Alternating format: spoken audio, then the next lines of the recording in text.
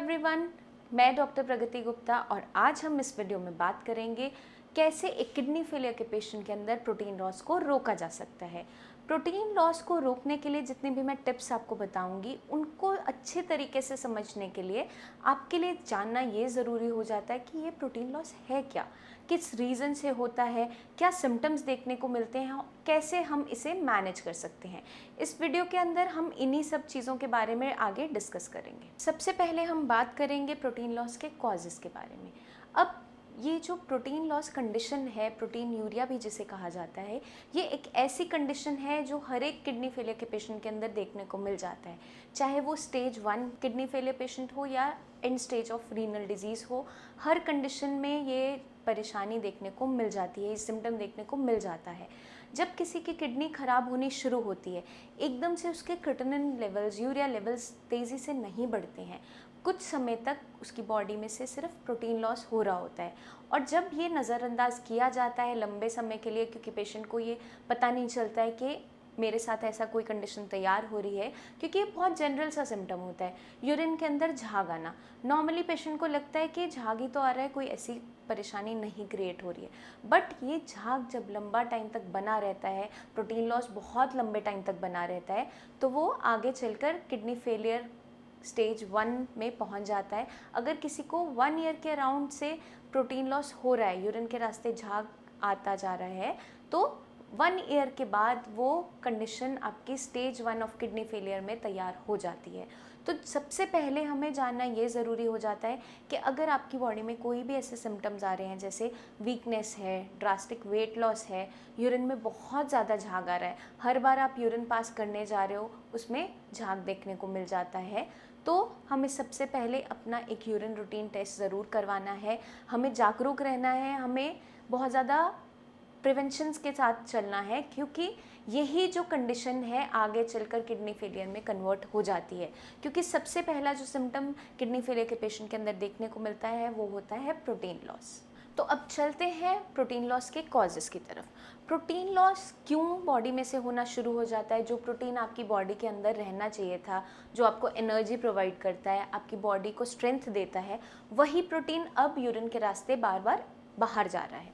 अब किसी पेशेंट के अंदर अगर ये प्रोटीन लॉस बहुत ड्रास्टिक है, बहुत ज़्यादा है, तो पेशेंट के अंदर बहुत ज़्यादा वेट लॉस देखने को मिल जाता है, थकावट बनी रहती है, लेथार्जी रहती है और कमज़ोरी बनी रहती है। तो ये सारे सिम्टम्स देखे जाते हैं प्रोटीन लॉस के साथ में। अब हम बात करेंगे कि ये प्रोटीन लॉस शुरुआत उसकी हुई कैसे। किसी की बॉडी बिल्कुल हेल्दी थी, सब कुछ ठीक चल रहा था, अचानक से पेशाब के अंदर झाग आने लगा। अब ये कई सारे रीज़न्स की वजह से देखने को मिलता है। अगर किसी पेशेंट का बीपी बहुत ज़्यादा बढ़ा हुआ रहता है, उसका बीपी अनकंट्रोल्ड रहता है, नॉर्मल आपका जो बीपी है 120/80 रहता है, लेकिन अगर किसी का बीपी एक्सीड कर रहा है इस लिमिट से, बहुत लंबे टाइम तक डायस्टोलिक बीपी जो नीचे वाला लेवल है वो 90 को क्रॉस करता जा रहा है, मेडिसिन लेने के बाद भी कंट्रोल नहीं हो रहा है, या कभी कभार किसी को पता ही नहीं चलता है वो बीपी का पेशेंट है, कोई ऐसे सिम्टम्स नहीं आ रहे होते, तो पेशेंट को मालूम ही नहीं होता कि ऐसा कुछ कंडीशन बॉडी के अंदर तैयार हो रही है।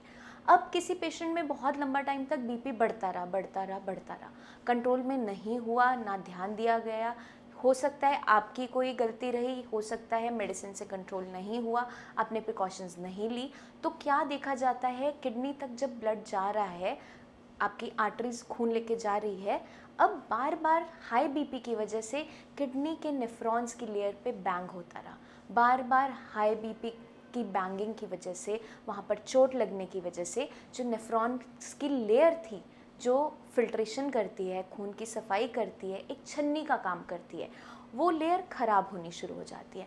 बार बार जब किसी जगह आपको चोट लगती रहती है, ठीक नहीं हो पाती, तो आप देखते हैं ना, आपके अगर हाथ पे चोट लगी है, वो ठीक नहीं हो पा रही है, बहुत लंबे टाइम तक बनी है, तो वो टिश्यू हार्ड हो जाता है, वहाँ पे बहुत ज़्यादा रफनेस क्रिएट हो जाती है, हार्डनिंग हो जाती है। अब जब ये हार्डनिंग हो जाती है, वहाँ के जो सेल्स हैं, टिश्यूज़ हैं, वो अपने स्ट्रक्चर को बदल लेते हैं, क्योंकि बार बार उन पे चोट लग रही है, और उस चोट को सहने के लिए वो अपने आप में चेंजेस करते हैं, म्यूटेशन लाते हैं और हार्ड हो जाते हैं।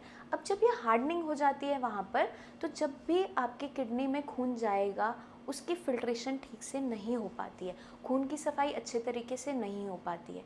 जो प्रोटीन आपकी बॉडी में फ़िल्टर होके अंदर रहना चाहिए था, जो आपकी बॉडी को इम्यूनिटी प्रोवाइड करेगा, स्ट्रेंथ देगा, वो प्रोटीन आपके यूरिन के रास्ते बाहर निकलता चला जाता है। और साथ के साथ जब ये लंबे टाइम तक बना रहता है तो किडनी फेलियर स्टेज 1 की कंडीशन तैयार हो जाती है। अब किसी पेशेंट के अंदर अगर बहुत लंबा टाइम से ये कंडीशन बनी रहती है तो पेशेंट के अंदर वीकनेस तैयार होती चली जाती है। अभी हमने बात की हाई ब्लड प्रेशर के बारे में। अब हम सेकेंड कंडीशन के बारे में बात कर रहे हैं जिसमें भी प्रोटीन लॉस देखा जाता है, वो है आईजीए नेफ्रोपैथी। आईजीए नेफ्रोपैथी एक ऐसा ऑटो इम्यून डिसऑर्डर है जो आपकी बॉडी के अंदर तैयार हो जाता है, जिसके कारण प्रोटीन लॉस सबसे पहला सिम्टम देखने को मिल जाता है। अब आईजीए नेफ्रोपैथी है क्या, उसको आप ब्रीफ में समझ लीजिए। आईजीए नेफ्रोपैथी एक ऐसी कंडीशन है जो आपकी बॉडी के अंदर तैयार होती है, एक ऐसा ऑटो इम्यून डिसऑर्डर है। ऑटो इम्यून डिसऑर्डर का मतलब होता है कि आपकी खुद की बॉडी की जो इम्यूनिटी है वो खुद की बॉडी को ही नुकसान पहुंचाने लगती है। जब आपकी इम्यूनिटी हाइपर एक्टिव हो जाती है, आईजीए के डिपॉजिट्स किडनी के ऊपर बनने शुरू हो जाते हैं, क्योंकि आईजीए एक ऐसा इम्यूनोग्लोबुलिन है आपकी बॉडी को इम्यूनिटी प्रोवाइड करता है।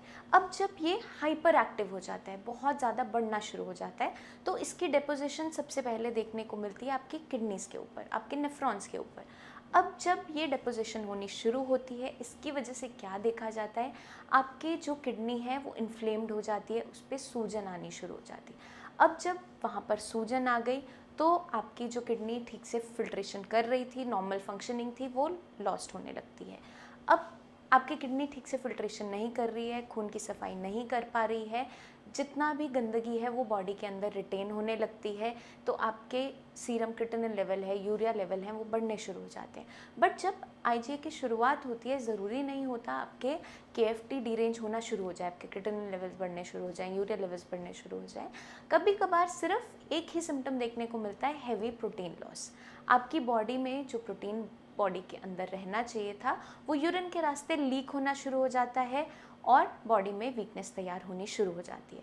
तो ये कंडीशन आईजीए के साथ भी देखी जाती है, जिसे हम आईजीए नेफ्रोपैथी कहते हैं। अब हम चलते हैं नेक्स्ट कंडीशन के बारे में, जिसके अंदर भी आपको प्रोटीन लॉस देखने को मिल सकता है। वो कंडीशन है आपका डायबिटीज़। अगर किसी पेशेंट का शुगर लेवल्स बहुत ज़्यादा बढ़े रहते हैं, मान लीजिए किसी के जो रैंडम शुगर लेवल्स हैं वो 180 को क्रॉस कर रहे हैं, 180 200 से ऊपर चल जा रहे हैं, तो किडनी के अंदर एक मैकेनिज़्म होता है इस शुगर को मैनेज करने का, ताकि वो नुकसान से बच सके। अब किडनी क्या करती है, जब बहुत ज़्यादा शुगर बढ़ रही है, आपका 180 200 से क्रॉस कर रहा है ये लिमिट, तो किडनी एक काम करती है, वो अपने चैनल्स को ओपन करना शुरू करती है, वो अपने गेट्स को ओपन करती है और ज़्यादा यूरिनेशन करना शुरू कर देती है। ज़्यादा यूरिन आने से क्या होता है, वो यूरिन के रास्ते इस बढ़ती हुई शुगर को बाहर निकालना शुरू करती है। अब जब लंबे टाइम तक किसी के बॉडी के अंदर ये शुगर लेवल्स बढ़ते गए, आप कंट्रोल नहीं कर पाए या मेडिसिन से कंट्रोल नहीं हुआ, तो पेशेंट के अंदर क्या देखा जाता है, बहुत ज़्यादा यूरिनेशन होनी शुरू हो जाती है, वेट लॉस भी हो जाता है, या कभी कभार जो पेशेंट के अंदर देखा जाता है उसको प्यास बहुत ज़्यादा लग रही है। तो अब यूरिन बहुत ज़्यादा पेशेंट को आ रहा है, बार बार आ रहा है। इस कंडीशन के अंदर जो आपका यूरिन है उसके अंदर प्रोटीन लॉस भी शुरू हो जाता है और साथ साथ ग्लूकोज भी निकलना शुरू हो जाता है। ये दोनों कंडीशंस देखने को मिल सकती हैं, क्योंकि आपकी किडनी जो काम कर रही थी ठीक तरीके से, काम पहले हेल्दी थी, उन पे अब हाई शुगर लेवल्स की वजह से इम्पैक्ट आना शुरू होता है, उनकी फिल्ट्रेशन की कैपेसिटी कम हो जाती है, खून की सफाई अच्छे से नहीं कर पाती है, तो यूरिन के रास्ते वो प्रोटीन बाहर निकालना शुरू करती है, ग्लूकोज निकालना शुरू करती है। ये सारे सिम्टम्स पेशेंट के अंदर आने शुरू हो जाते हैं। अभी हमने बात की हाई बीपी के बारे में, आईजीए नेफ्रोपैथी के बारे में और हाई शुगर लेवल्स के बारे में। अब हम चलते हैं नेक्स्ट कंडीशन की तरफ, जिसकी वजह से भी आपकी बॉडी के अंदर प्रोटीन लॉस देखने को मिल जाता है। वो है polycystic kidney disease. Polycystic kidney disease एक ऐसा जेनेटिक डिसऑर्डर है जिसके अंदर आपकी किडनी के ऊपर सिस्ट तैयार हो जाती हैं, बहुत सारी छोटी छोटी बड़ी बड़ी गांठें बननी शुरू हो जाती है। अब देखने को क्या मिलता है, इन गांठों की वजह से जब भी आपकी किडनी के ऊपर सिस्ट बन रही है, गांठें बन रही है, उसके अंदर क्या देखने को मिलता है, आपकी किडनी का साइज़ बढ़ना शुरू हो जाता है, क्योंकि उसके ऊपर बहुत सी गांठें बन गई है। तो जब किडनी का साइज़ बड़ा होना शुरू होता है, बहुत सारी उसके ऊपर गांठें बन जाती है, उसकी वजह से क्या देखने को मिलता है, किडनी के जो नेफ्रॉन्स है, उसके फिल्ट्रेशन का यूनिट है, उनके ऊपर प्रेशर क्रिएट होना शुरू होता है। अब जब उनके ऊपर प्रेशर क्रिएट हो रहा है तो उनकी जो फिल्ट्रेशन की पावर थी वो घटती चली जाती है और ठीक से खून की सफाई नहीं हो पाती है।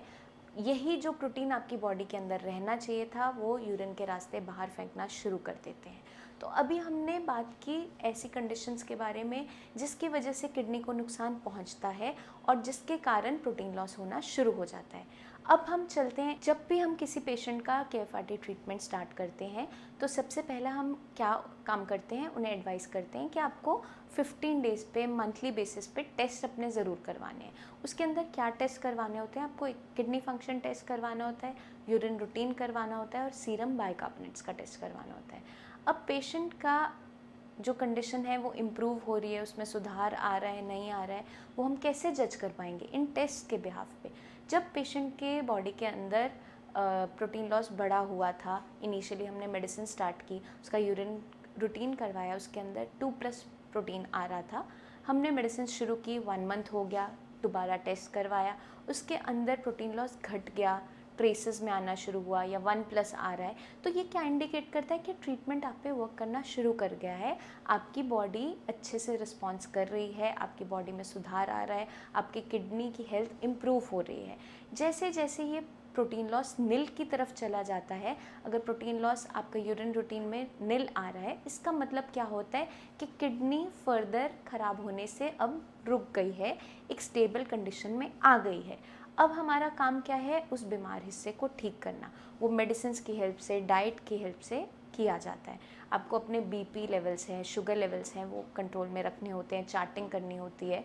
आपका जो रीज़न है किडनी फेलियर का, आपको उसको समझना ज़रूरी है, किस वजह से आपकी किडनी अचानक से ख़राब हुई वो अच्छे से जानना ज़रूरी है। तो आपके माइंड में अगर कोई भी डाउट्स हैं अपनी किडनी हेल्थ को लेकर, अपनी किडनी की कंडीशन को लेकर, तो आप नीचे दिए हुए नंबर्स पर हमें कॉल करके बात कर सकते हैं, आप क्लिनिक पे विज़िट भी कर सकते हैं। और आपको खास क्या ध्यान रखना है कि जैसे आपको हम डॉक्टर्स एडवाइस करते हैं टेस्ट करवाने के लिए, जिस टाइम पे वो आपको ज़रूर करवाने हैं, क्योंकि उसी बेसिस पे हम आपकी प्रोग्रेस को जज कर पाते हैं। तो आपको कोई भी नेग्लिजेंस शो नहीं करनी है, कोई भी केयरलेसनेस नहीं दिखानी है, उस चीज़ को अच्छे से फॉलो करना है, क्योंकि अगर आप हमारे अकॉर्डिंग डाइट फॉलो करते हो, मेडिसिन को ठीक से ले रहे हो, तो हम आपकी हेल्प ज़रूर कर पाएंगे। इसी के साथ मुझे चलने की आज्ञा दीजिए, धन्यवाद। मिलते हैं जल्दी नेक्स्ट वीडियोस में, जिसमें मैं आपकी मदद करूँगी आपकी किडनी हेल्थ को इम्प्रूव करने में। तब तक के लिए अपना खास ध्यान रखिए, टेक केयर।